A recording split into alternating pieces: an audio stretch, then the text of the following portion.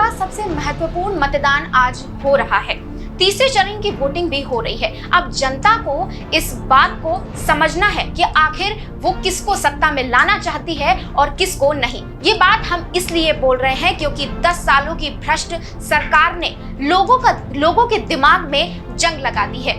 हम अपनी India junction की एक्सक्लूसिव रिपोर्ट के जरिए आपको बताएंगे कि आखिर तीसरे चरण की वोटिंग में कहां-कहां पे घोटाले हुए। पहले और दूसरे चरण की वोटिंग का समापन होने के बाद अब तीसरे चरण की वोटिंग सुबह 7 बजे से शुरू हो गई।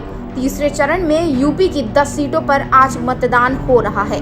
ये सीटें हैं संभल, हाथरस, आगरा, फतेहपुर सीकरी, फिरोजाबाद, मैनपुरी, एटा, बदायूं, आंवला और बरेली।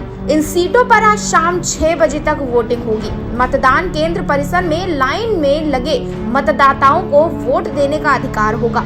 इस वोटिंग को शांतिपूर्ण रूप से कराने के लिए सैन्य बल भी तैनात किए गए। विकलांग लोगों के लिए बाकायदा व्हील चेयर के इंतजामात किए गए। लंबी लाइन के साथ लोगों में आज जोश दिख रहा है। जनता अपने पसंद के वोट डाल रही है। सीएम योगी आदित्यनाथ संग पीएम मोदी भी सबसे अपील कर रहे हैं कि आपका एक वोट देश को बदल सकता है।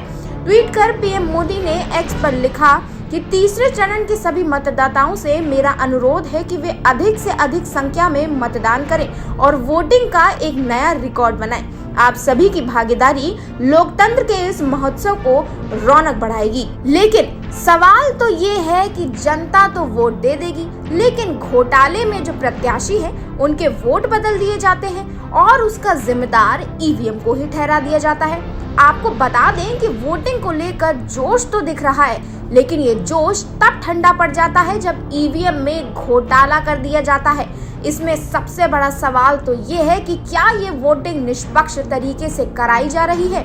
साथ ही अगर बात करें मैनपुरी की, तो मैनपुरी के कुर्रा थाना क्षेत्र के ग्राम रानीपुर मतदाता केंद्र पर 15 मिनट देरी से मतदान शुरू हुआ। वजह मशीन खराब हो गई थी।